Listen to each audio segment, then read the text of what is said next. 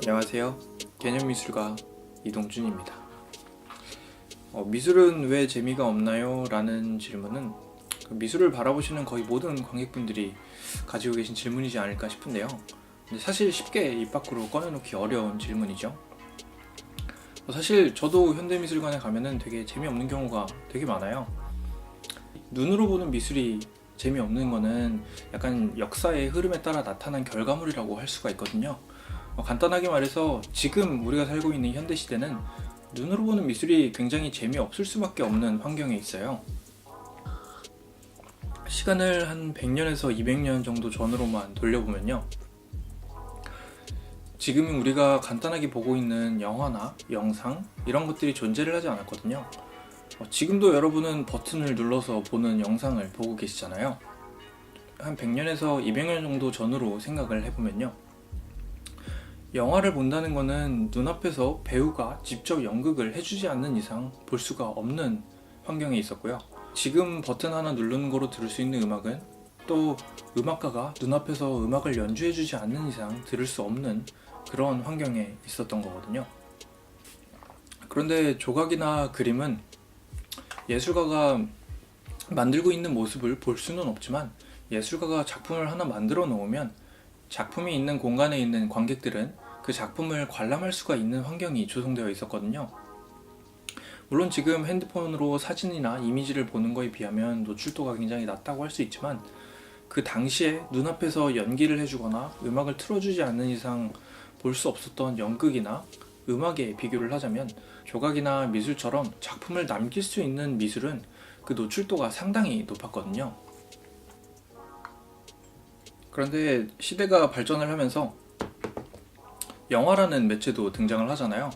영화라는 매체는 눈앞에 움직이는 그림이 나오고 있으면서 그 움직이는 그림의 상황에 맞춰서 음악까지 틀어주는, 옛날 연극이나 그저 음악에 비교를 하자면은 엄청나게 많은 시각적인 충격과 심지어 청각적인 충격까지 함께 오는 그런 예술 매체거든요. 그런 시각적으로 엄청난 충격을 주는 예술 매체가 존재를 하는데, 그림이나 조각상처럼 그냥 그 앞에 정지하고 있는 그런 이미지들은 더 이상 시각적인 충격을 주기가 상당히 어려웠던 거죠. 그래서 이런 미술가들에게 찾아온 위기를 미술가들이 전혀 모르고 있었던 게 아니에요. 병이통을 내놓는 것으로 현대미술의 거장이라고 불리고 있는 마르셀 드샹의 사례를 한번 보면요, 마르셀 드샹이 1912년에 항공박람회를 방문을 하거든요. 거기에 가서는 굉장히 요상한 문장 하나를 남겨놔요. 이제 그림은 망했어. 누가 저 프로펠러보다 더 멋진 걸 만들 수 있겠어? 라는, 지금은 우리가 모두 명언이라고 생각하는 그런 문장인데요. 사실 그림이랑 프로펠러가 도대체 무슨 연관이 있을까라는 그런 생각을 할 수가 있는데요. 프로펠러가 의미했던 거는 우리가 앞에서 들었던 영화와 같은 그런 과학의 기술 발전과 함께 나타나는 과학이 보여주는 시각적인 충격들을 뜻한다고 할 수가 있어요. 프로펠러도 그런 과학이 주는 시각적인 충격 중에 하나였거든요. 예전에 조각이나 그림만 보던 사람들 앞에 하늘을 날아다니는 고철덩어리가 있다고 생각을 해보세요.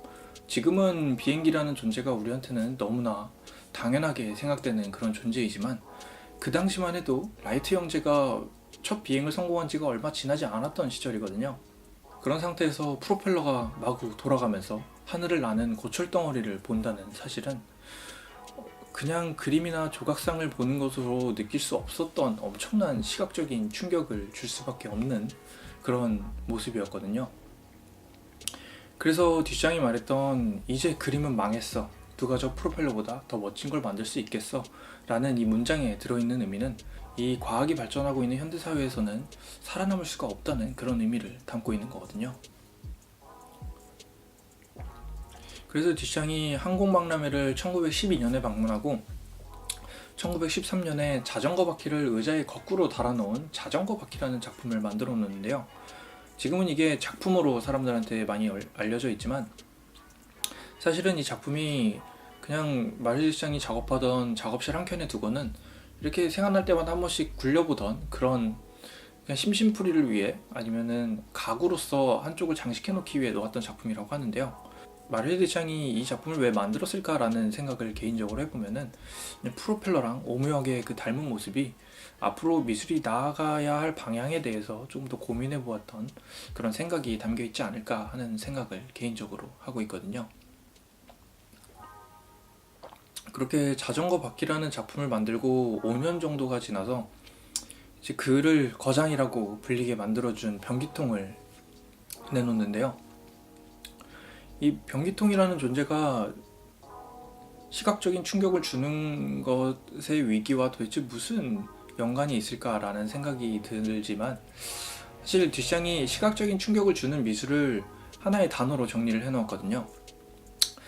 이런 미술을 듀샹은 레티널 아트라고 불렀는데요. 한국어로는 망막의 미술이라고 할 수가 있죠. 그래서 간단하게 눈을 자극하는 미술이라고 얘기를 한 건데요. 그래서 듀샹은 이제는 눈을 자극하는 게 아니라 마인드를 자극해야 하는 미술을 시작해야 한다는 의미로 Serve the Mind라는 단어를 사용을 하거든요. 여기서 이 mind라는 단어가 한국어로 정신이나 감정 이런 부분을 얘기하는 경우가 많은데요. 사실 이 mind라는 단어를 해석할 때는 이성이나 생각, 머리 같은 단어로 해석을 하는 게 훨씬 맞다고 생각을 하고요. 결국 감정을 움직인다는 거는 예전에 미술이 하던 것과 비슷한 거거든요. 근데 듀샹이 말하고 싶었던 거는 눈으로 보고 난 이후에 떠오르는 생각이나 이성적인 이런 충격들을 생각을 해야 된다는 것을 얘기하는 것 같은데요. 변기통을 보아도 그게 딱 보일 수가 있다고 생각을 해요. 변기통이라는 존재는 눈으로 보면 정말 예쁘지 않은 존재잖아요. 화장실에서 이 소변기를 보면은 그 누구도 만질 생각이 없는데 현대미술관에 전시되어 있는 이 변기통 작품을 보면은 유리관으로 막아져 있고 심지어 만지기라도 하면은 경비원들이 달려오는 그런 상황이 펼쳐지는 되게 아이러니한 상황이 펼쳐지거든요. 그래서 이 변기통이라는 것이 도대체 시각적인 충격 말고 무슨 이성의 충격을 주느냐라고 생각을 할 수 있는데 아름다운 그림들로 가득 차 있는 미술관에서 이 변기통을 만나게 되면요. 간단하게 이게 미술이라고 하는 이런 이게 무슨 말도 안 되는 짓이냐라고 하는 이런 이성적인 충격이 오게 되거든요. 물론 더러운 것을 본 시각적인 충격도 있지만 아름다운 그림들이 모여있는 미술관에서 보는 변기통의 존재는 그냥 더러운 거를 보는 거 이상해 이게 왜 여기 있지? 라는 그런 요상한 충격이 같이 오는 거거든요. 이거는 마음이나 정신보다는 뭔가 생각이나 이성적인 충격을 뜻한다고 저는 개인적으로 보고요. 이성을 자극하든 시각을 자극하든 이런 변기통을 내놓는 행위가 미술에서 도대체 무슨 의미가 있어서 이런 거를 거장이라고 불러주고 현대미술의 최고의 작품이라고 말해주는지 좀 되게 의문이 또 들 수도 있는데요. 만약 듀샹이 이런 변기통을 내놓는 행위를 하지 않았다면 미술이라는 존재 자체가 과거에 행해졌던 그런 유물과 같은 과거에 행해졌던 전통과 같은 게 될 수도 있었던 그런 위기의 상황에 있었다고 저는 개인적으로 보거든요. 이런 상황을 딱 보여주는 재미있는 요소 하나가 동양화인데요. 동양화라는 단어를 떠올리면 미술관이나 갤러리보다는 박물관이라는 단어가 조금 더 어울리는 단어이거든요. 물론 동양화도 미술관이나 갤러리에 걸리고는 있지만 현대미술이라는 단어를 생각했을 때 딱 떠오르는 미술관이나 갤러리 아니면 현재 이 현대라는 사회에서 돌아가고 있는 산업이라는 이런 단어가 떠오르는 것과는 다르게 동양화는 조금은 죽어있는 듯한 느낌이 많이 나거든요. 그래서 동양화가 더 떨어져서 이게 사라지거나 이랬다는 게 아니라 이런 시대의 흐름에 발맞춰서 변화하지 못한 것으로 인해서 이런 결과가 나왔다고 생각을 하는데요. 그에 반해서 현대미술이라는 지금의 상태가 살아남을 수 있었던 거는 그림 그리고 있었던 그 시대에서 뭔가 이제는 시각적인 거는 다른 매체들한테 넘겨주고 조금 더 다른 거를 시도해 보아야 한다는 그런 듀샹의 메시지가 그나마 미술을 심폐소생술해서 살려놓은 거라고 생각을 하는데요. 그렇게 살아남은 현대미술이 지금 관객들에게 왜 재미없냐라는 것이 가장 큰 질문으로 남아있다는 것은 뭔가 지금도 상당히 큰 위기에 있다고 할 수가 있는 것 같은데요. 저는 그래서 작가로서, 작품을 하는 작가로서 미술이 살아남기 위해서 해야 할 행동은 이제 작품은 눈으로 볼 때 재미있는 작품이 아니라 작품을 보고 나서 작품에 대해서 이야기를 할 때 재미있는 작품이 되어야 한다는 생각을 하고 있는데요. 그래서 개념 미술을 하고 있는 것이기도 하죠. 근데 가끔 미술은 왜 재미없나요? 라는 질문에 미술 역사를 공부하면 미술은 재미있어져요 라고 대답을 하는 그런 상황들이 몇 번 펼쳐지고는 하는데요.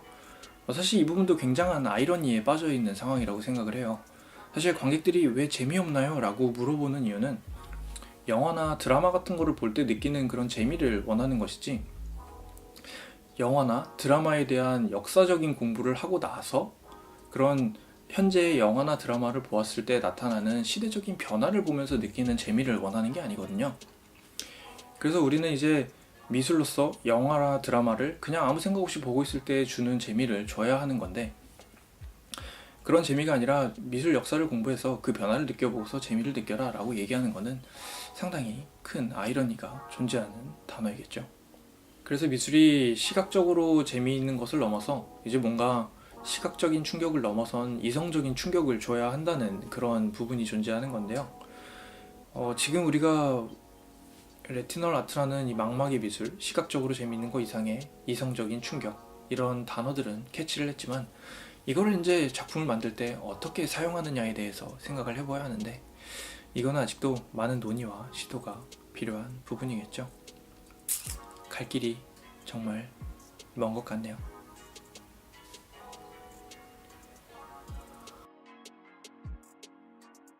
안녕.